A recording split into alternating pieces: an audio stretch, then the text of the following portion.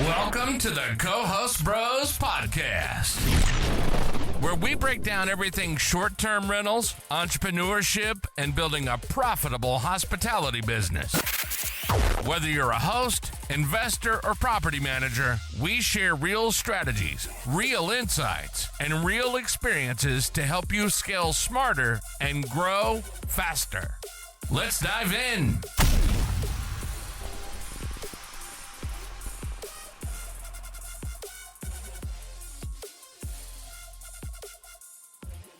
Hey everybody, welcome to the Co-Host Bros Podcast. This is a super bonus episode, even though it's going to have an episode number, but it's not going to be the correct episode number, but that's okay, because we like to have fun here. My name is Matt Codd, and I'm here with Austin Spitzenberger, and we're the Co-Host Bros Podcast. Today we're with Tera Lorimer.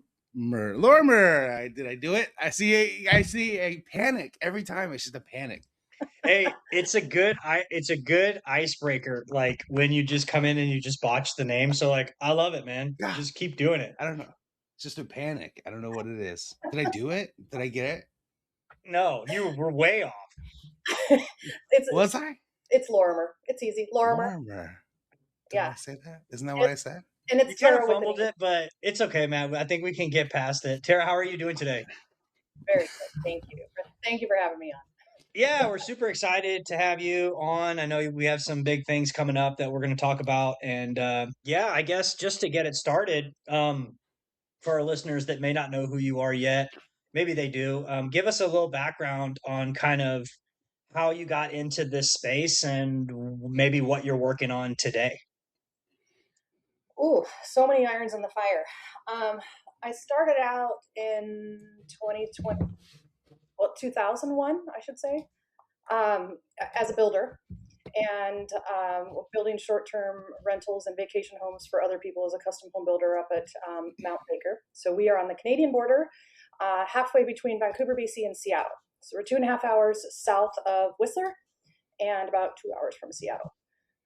So I live in Bellingham, Washington, which most people have heard of, and Mount Baker is just 30 miles east of there. So Mount Baker is known to have deep powder. It's a snowboarding mountain. We hold the world's record for the most snow in North America with 1,187 inches. So kind of a big snowy mountain, very small town of 602 year-round residents. And I started a company there in 2008. And I've been kind of slowly building it by referral and still operate it today. So that is one of my jobs. And the other one is I've been sitting on the board for VR Nation for the last 3-4 years. And in December, just kind of moved my way up to being the president of VR Nation. So that's my other part-time job. That's awesome. So like when you say the markets that you're in, let me get this clear. So like where you manage, are all of your units in one market or are you in multiple markets up there where you're managing? Most of my properties are up at Mount Baker, and they're all in gated communities up near the ski resort. And then I do have a handful of them down in Phoenix. Okay, so you're so you manage mostly luxury properties, right? Mm-hmm. So, Manage them. I build a lot of them, and then manage them back for the owners. okay, awesome. So you figured out early on the kind of asset that you wanted to manage and the lane that you wanted to stay in. So, did you have to learn kind of along the way how to say no to people? Because for me personally, I had to learn that saying yes to every property wasn't always the best decision. Or did you know kind of just going into it like, as a luxury manager, this is the only asset I want to do? Or did you have to take on properties at the beginning where you're like, maybe I shouldn't have done that, or I learned from it, anything like that? You know what I mean? Oh, but yeah, 100%. I've taken on all sorts of properties and regretted some of them, but yeah. Now I think I have a very definitive brand, and I have very specific guidelines that we try to follow. Not every home is brand new, but we try to set certain standards for those properties. So yeah, I've had to learn to have a lot of hard conversations. And kind of as an introverted person, that's not always fun to do.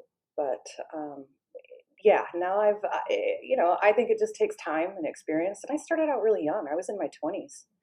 And I started out as a builder and a long-term property manager. So I kind of got into short-term rentals in a roundabout way, and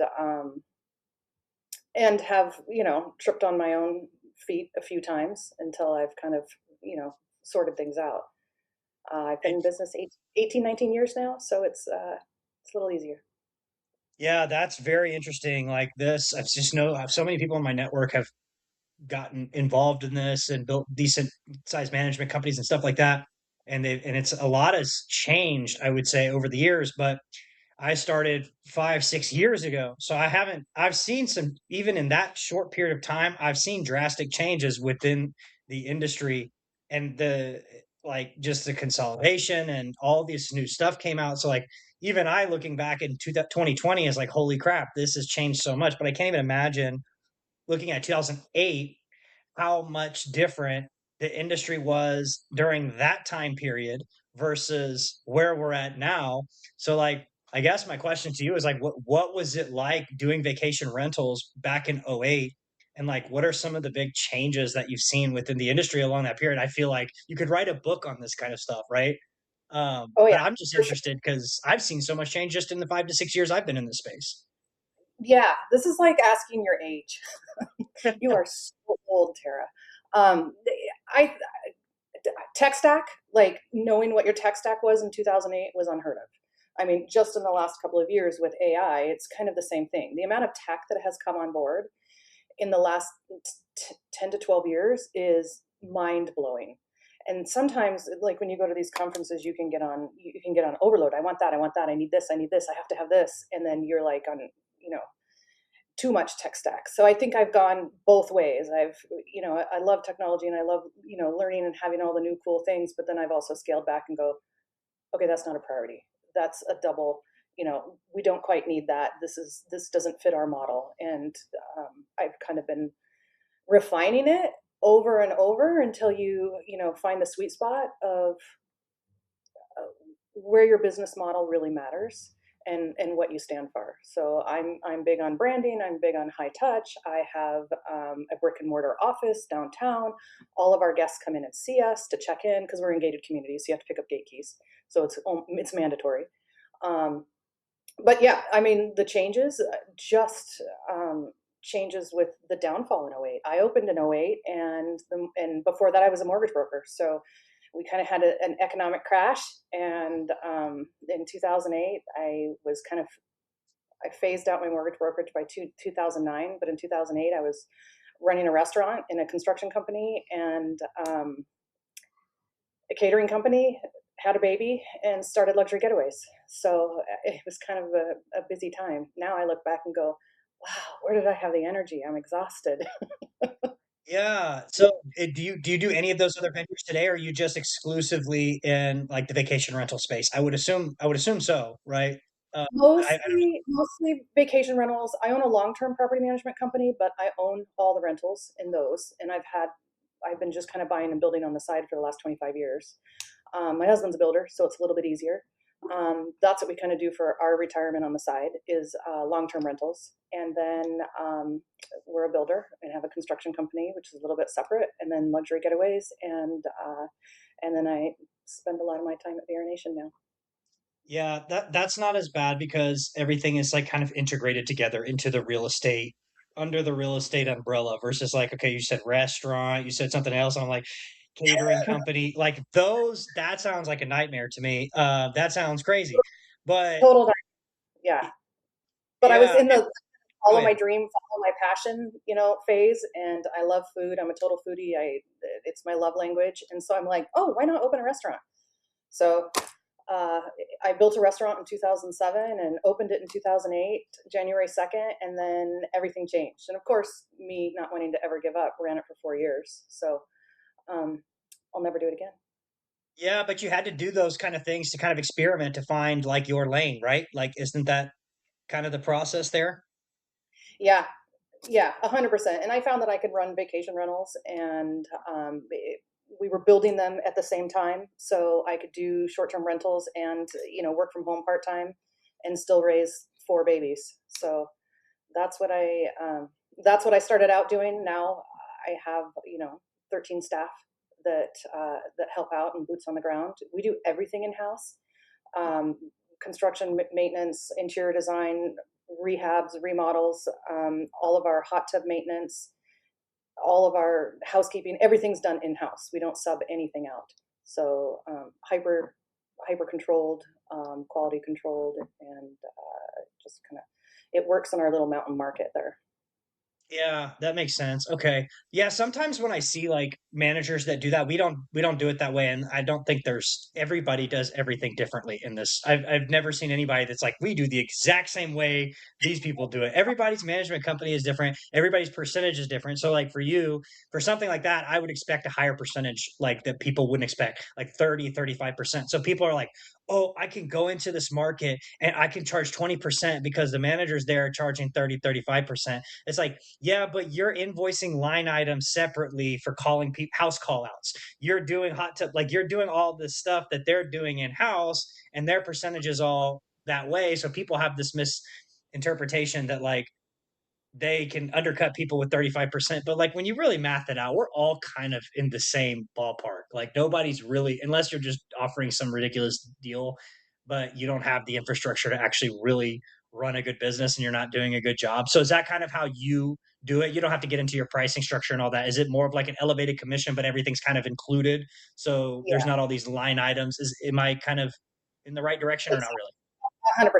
I don't nickel and dime any of my owners. I don't charge them for any maintenance under 15 minutes. We just have full-time maintenance on staff. We have full-time painters on staff that work year-round for us. We're in kind of a unique situation, being in the mountains where there's no cell phone service where we are. And up until 2025, we basically had dial-up internet. So communications, it just even among the staff, is incredibly hard.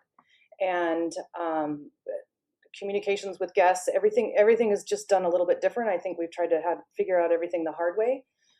Working in a community with no cell phone service is like going back in time sometimes. So we've learned how to do everything on our own, everything in house, and everything with limited communication. So it's nice having an office in town and where staff can meet and take care of stuff. But it's very high touch, but it's also, I don't negotiate my commissions. There's no race to the bottom. I don't, take it or leave it. This is just kind of how it is. And I think it takes time and a little bit of confidence to say that I can, I got this. I have owners that live in Europe, and I have half my owners live out of the country, us being especially so close to the Canadian border, that we take care of absolutely everything in the house. And we have owners that haven't seen their houses in 5 or 10 years. That's Do awesome. you guys all have like long range walkie talkies? No, we don't, Did you? because they don't work. They don't work either? They don't work up there. No. Uh, My Yeah. guys use up at the mountain, up snowboarding, they use, those high-end radios, the the BCR or BCA radios. But we haven't gotten them to work in between our office and the communities. They're just probably a little bit too far away. So we log into Wi-Fi at every house. We use a Slack channel. We communicate every single morning at 8 a.m., trying to, make sure everybody has their tasks for the day. And just sometimes it's a hope and pray that there's no storm and the internet doesn't go down. that's wild. Yeah. It's a different beast. It's a different beast, but I guess you just Matt, get do you have used. something? Well, I mean, I'd be freaking out. Like, did Johnny fix the garbage disposal? What's going on? It's been like 6 hours. I haven't heard from Johnny. Like, that's just super stressful. And I like how you taught everybody a lesson. Like, don't follow your dreams. Like, I'm just kidding. It was a joke based on the restaurant, but it was like when you said that, I just made me think, was like, oh, that's like a solid lesson. Just don't follow your dreams, and eventually you'll find something that'll be your I dreams. followed my dreams, and Right, exactly. So but don't do it. my husband teases me all the time. He's like, you realize we could just, dine at, every Michelin star restaurant around the world for the next 10 years and still spend less money than we did on a restaurant. So lesson learned. I get it.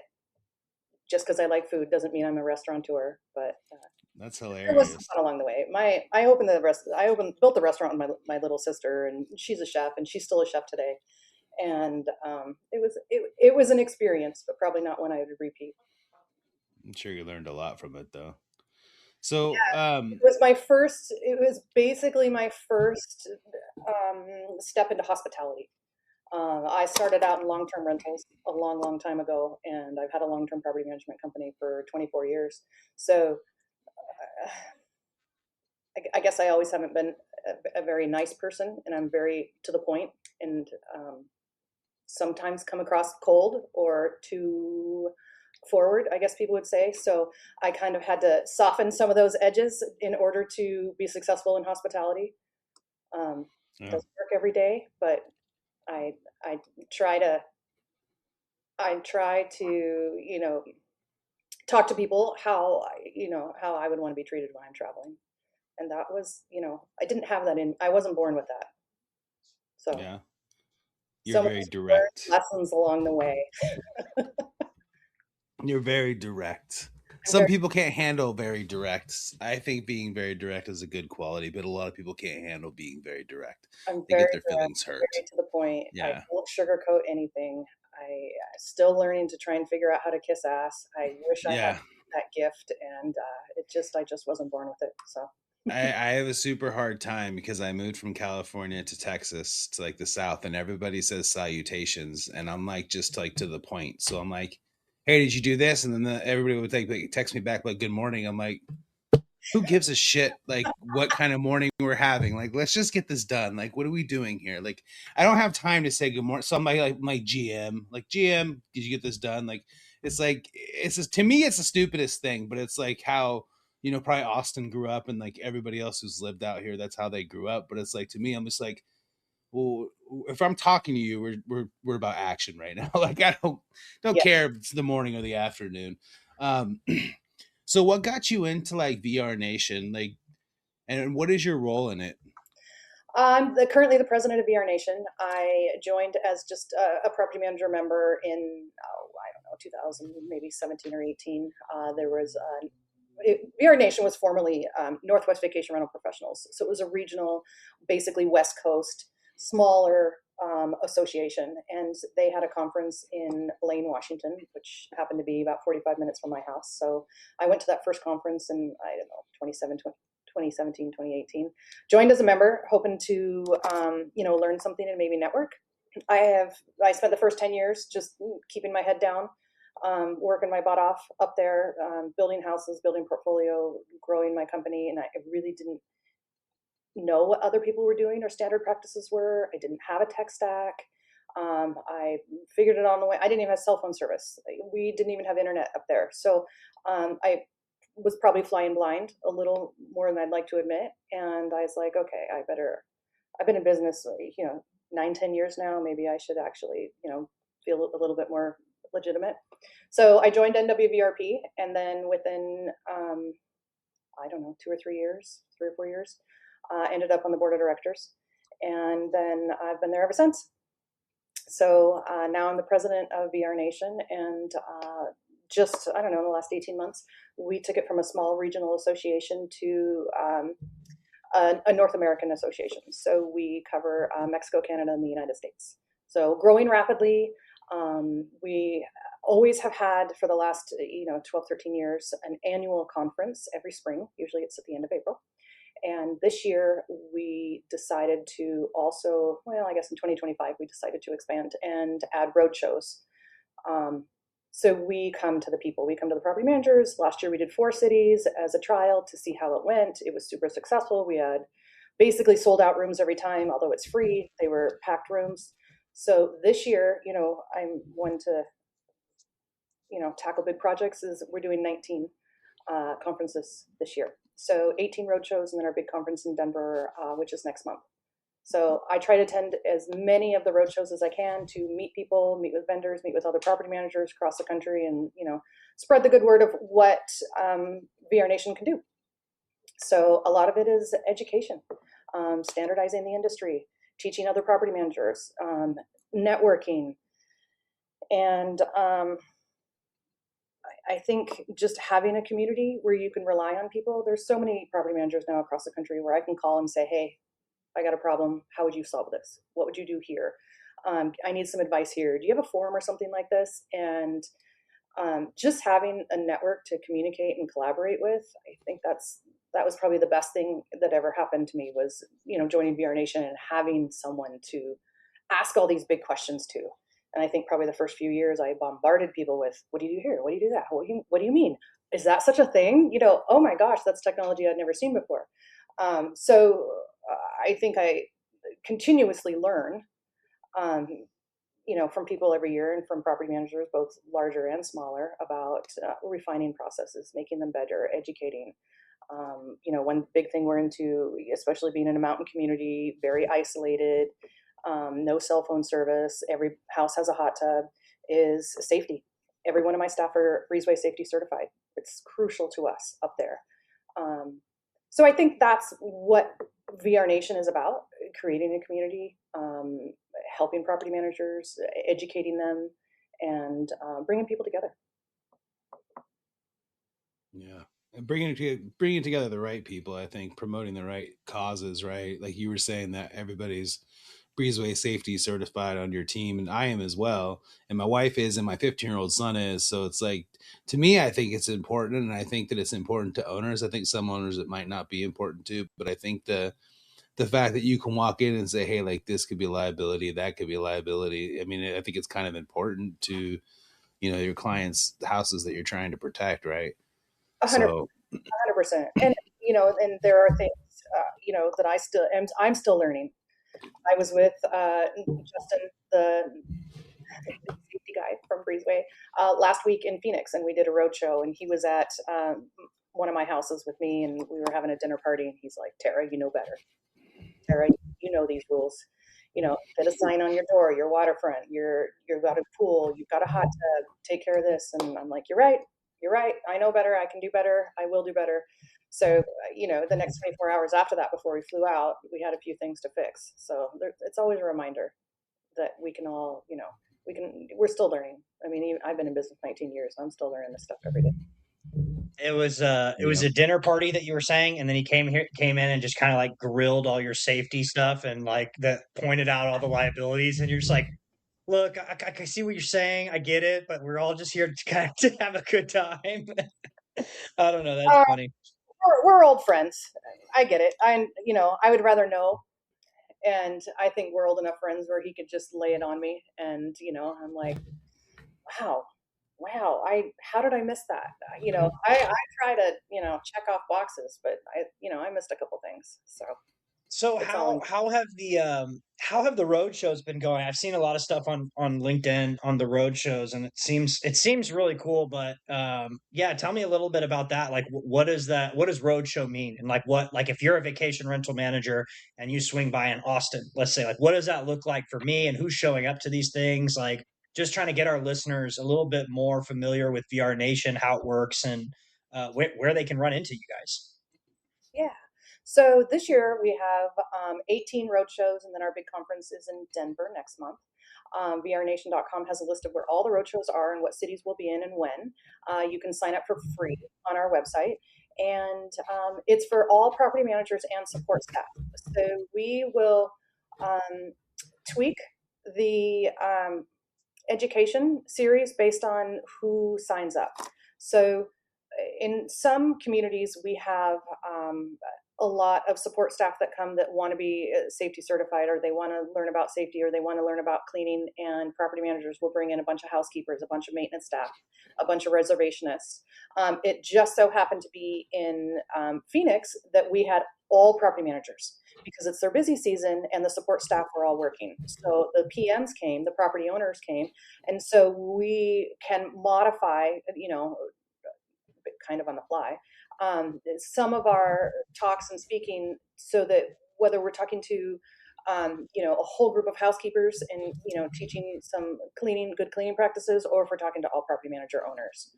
So it is usually from about 10 to 3, so 5 hours, and we host up to about 100 people in a room. And there's different roundtable sessions, classroom sessions, and then speaking sessions on the main stage to do with local advocacy, local things that are happening in that specific community. So we were in Phoenix last week, and we had AZRT there.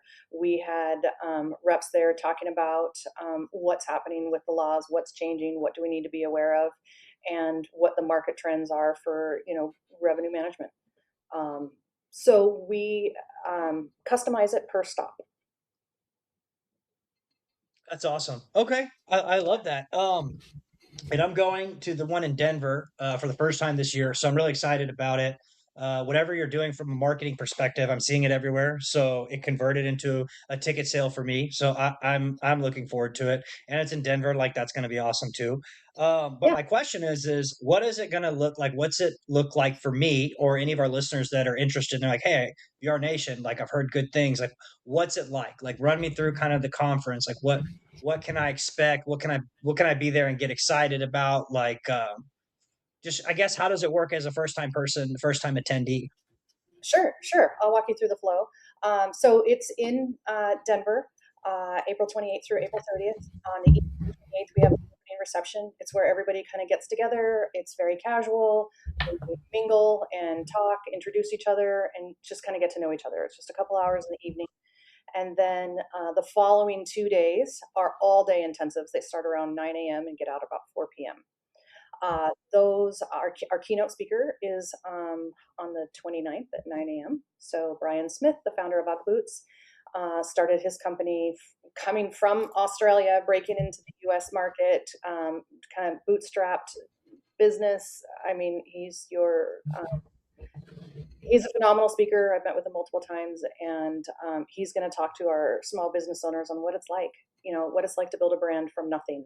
And it certainly wasn't easy for him.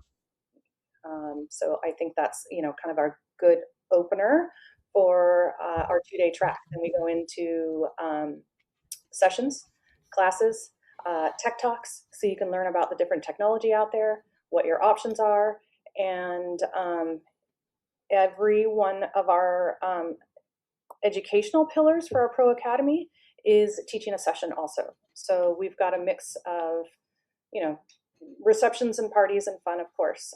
All of our vendors in a vendor hall there. We have a great keynote speaker, and then there's 4 sessions each day, which you can take. So we already have a schedule up, so people can see what classes there are, from AI to reservations to, safety and revenue management. It's kind of across the board. Yeah, that's awesome. So are there multiple sessions going on at one time, or is it more of like just, hey, at 8 to 10 in this room, they're talking about AI, or is it like, There's multiple. Okay, gotcha. So sorry, go There's ahead. sessions at a time I think there's 3 sessions at a time for a day. So you pick and choose what classes you want to take that fit your needs. So I'm bringing 4 people to my conference. And so I've got revenue management going one direction. I've got reservations going in another direction.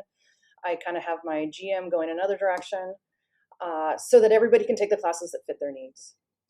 Yeah, I like that structure too, because if you just did in like one room and you did one topic, well, there may be somebody from your company that they're like, I don't apply this, but I can say, hey, well, I can catch this class at 10 and then this one at 1. These 2 sessions are revenue management because I'm a revenue manager and that's what I need to get dialed in. The rest of the time I can spend networking or whatever. So that's awesome. And I assume like there's a bunch of vendors there and stuff like that too, like tech companies and stuff, or how does that work? Yeah, I think there's about 80 to 85 booths with different vendors there, and we have a vendor hall. One thing about ours is we're all in one big room. So the vendors mix with the PMs. We have our stage and our lunch area. Everything's all in one giant room. So vendors like it because they're a little bit more involved, and their booths aren't totally separate or in a separate room like some places are. So we just try to stay as, kind of one big open networking group in between sessions and classrooms and stuff like that. So we map out, or kind of what I do is map out what new vendors I want to see, who I haven't met yet. I want to have one-on-one meetings with them, and then hit the few sessions that interest me. Yeah, I'm almost thinking Matt and I should be set up bring some microphones and set up the co-host bros booth, and we'll just have people come in and do 20-minute podcasts and crank them out. That could be cool. I don't know. I don't know if the sound would work. We'd have to get some kind of like tent or something. I don't know. But Probably get you some vendors if you need some vendors, I'm sure. yeah. The main room gets really, really loud, but yeah, I mean, there's a lot of meetings that go on, throughout that floor. So I love it. So, I've been to some different conferences in the space. Nothing negative to say about them, but what I would ask for our listeners is, a lot of the listeners that we have, they're running smaller boutique managers. I don't think the people listening to our podcast in all reality are managing hundreds of units. For the most part, probably our size and lower, 65-ish to the 1 through 60-ish range. They're vacation rental owner operators, and then they probably manage too. I guess my question for you is like, how does that look for maybe the smaller operator that is not saying, well, I don't know, I don't have hundreds of units, so maybe this doesn't apply to me? Is it just big fish? What does the client avatar look like? And if somebody does maybe only manage 10 or 15 units, does it make sense for them to go to something like this? 100%, it absolutely does. And also to be a member. We have 2,000 members that are RBOs. So they have 4 or under 1 to 4 units, and they're self-managed. So we welcome RBOs where some other associations don't necessarily. You have to have a minimum number of units. I happen to have 52. I am not a large manager. I never will be. I have no intention of it. I am boutique. I am branded. I am intentionally that size because I know that's what I can do really, really well. Most of the property managers that are already members are on the smaller size. Some, anywhere from 5 to 200 units. Of course, there's always the big ones out there, but no, it's great. And we have different pricing tiers depending on how many units you have. So even if you only have one, there's a membership for you. Our board of directors, there's about 14 people on our board right now, and we have a specific board seat dedicated to RBOs so that they always have a voice.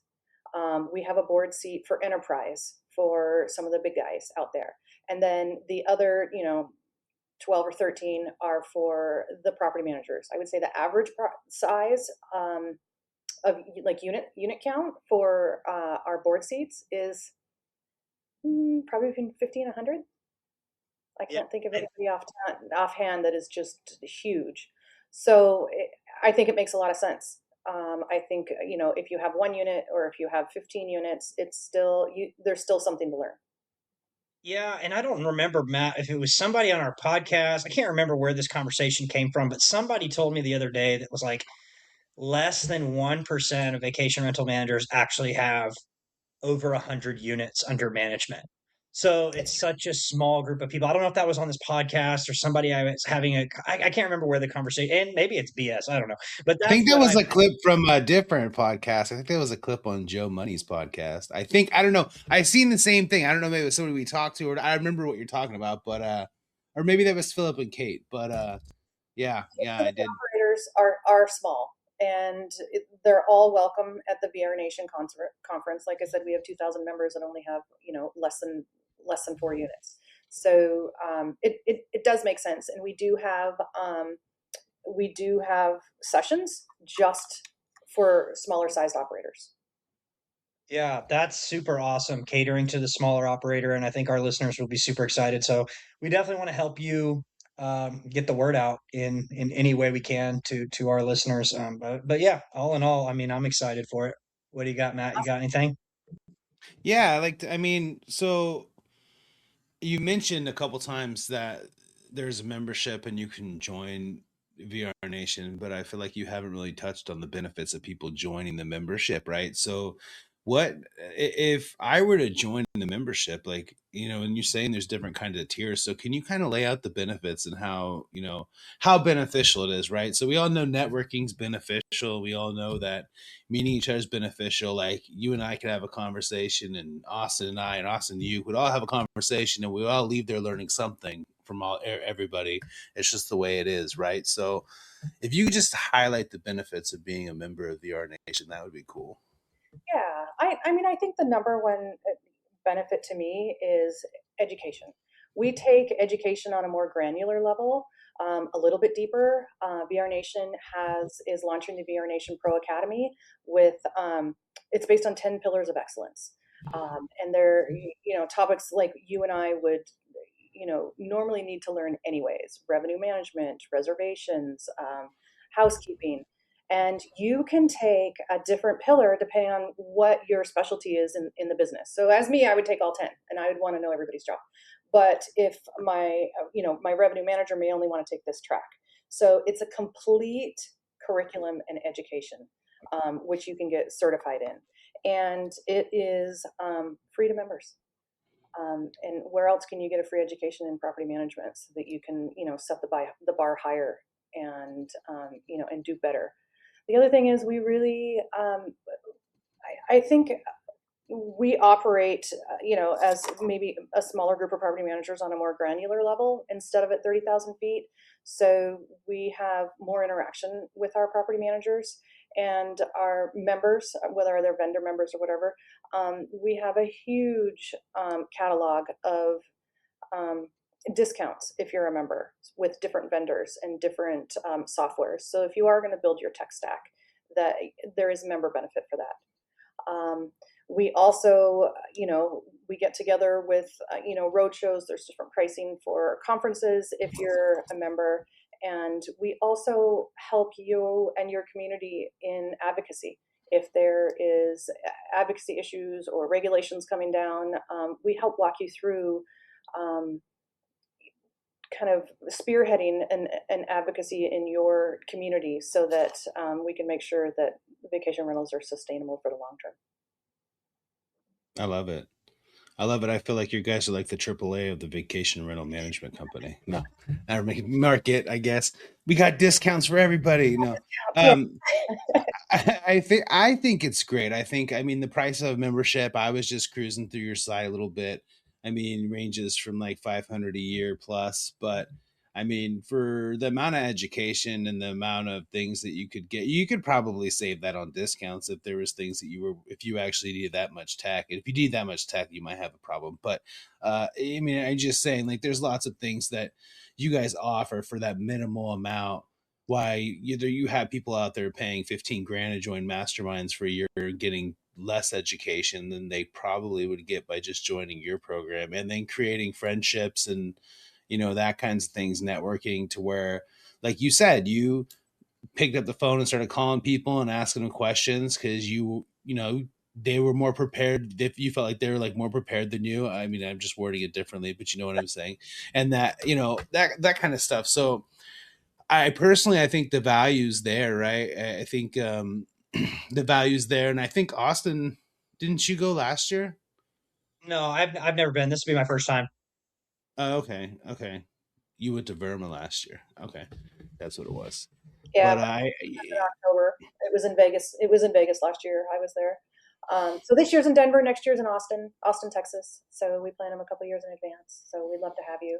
I can give a special code to you guys. You can put it in your links for your listeners too, if they want to come to Denver. I'll give them $100 off their entrance. We would rather have more property managers there and make it more affordable than to be, exclusive or elite. Yeah, I think that's awesome. And you guys, I mean, maybe you guys go to the Denver one, and then maybe you see us at the Austin one next year. Yeah, I mean, I think what you're doing is great. I think you're truly trying to help out the community, and I really thank you for that. Thank you. Appreciate it. I feel like Matt is like kind of leaning towards going this year. Like, I feel like I'm just going to put him on the spot and be like, when is it? April. Do it, Matt. Just do it. I'm literally going to Hawaii tomorrow. So when is it? Might be the wrong day here. April 28th to 30th. Ooh. Yeah. So what I would challenge people that are listening to this, like, you should go. And the reason like you should go is because you can identify something within your business that you're trying to figure out how to solve. And not necessarily for the classes, but you may be able to find it within a class, or you can find the who that's there that's already solved this problem, and it will pay for your ticket and the conference tenfold once you solve that problem. And my advice is always, when you go to these things, don't go there leaving with 20 action items, because you're going to do none. Like, limit it to 3 things and go there with one big problem that you're trying to solve that will pay for your ticket, will pay for your travel, pay for everything and more.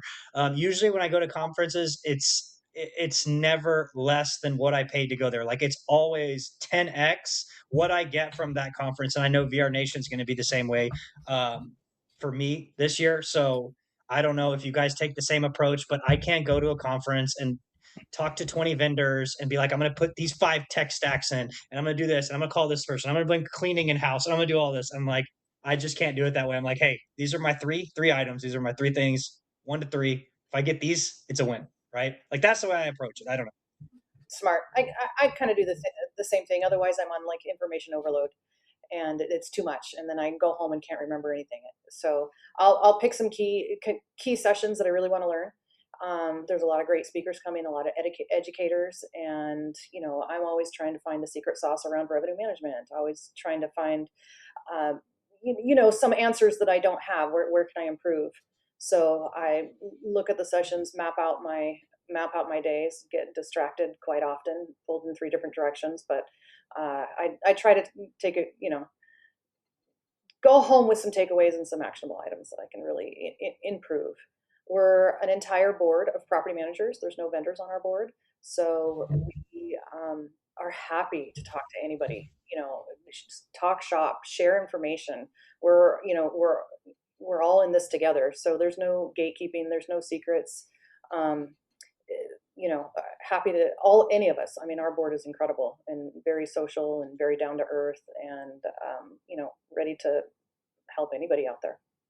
Yeah. And I think that's one of the pros too. I think you said it really well about like our industry. And I just don't know in the hospitality industry, what I've noticed is people are just so willing to help you, right? Like even competitors in the same market, like I'm friends with them and we bounce ideas off of each other.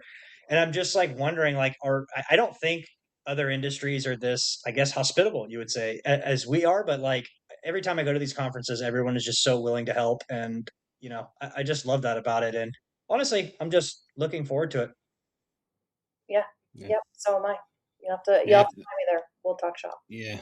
Yeah, I think it's the people that are actually going to those things that are wanting to help, right? It's the people who aren't going, who are choosing not to go, are really the ones who are like, yeah, putting the nasty comments on the internet and things like that about people's problems. So it's rough. I mean, I will debate on going. I mean, if you need an MC, I'll be there. No, I'm just kidding. But I'm kind of a limelight kind of guy. But yeah.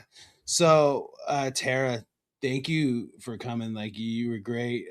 You have so much knowledge, and I really just wanted to unpack the whole VR Nation thing. I want people to understand it and kind of get a grasp on it, because I think that everybody's always looking like, what is there going to be a conference I'm going to hit this year? And if we don't talk about it, people don't really know about it. So it's best to get the word out. And the fact that you guys are partnering with people like, Breezeway and things like that and trying to, make the community better, it's really important that we let everybody know about it. So I personally thank you for coming on. And if you want to tell anybody like how to get on VR Nation or get their tickets, if you have a code that you already have, you can say that, where they can follow you, whatever you want to say. This is your time to just give your pitch. Give my pitch. Oh boy, on the spot. So people can register at vrnation.com. If you guys can put a link up when you post this live, I will give you the discount code. I'll have to go create one real quick. I think there's one in my name, TERA, but I'll double check. But I will make sure that you guys get one and that all your listeners are welcome. And I'd love to meet them. Awesome. Looking forward to it. Thank you. Thank you so much. And with that, I'll let Austin wrap it up. All right. Thank y'all for listening. Peace.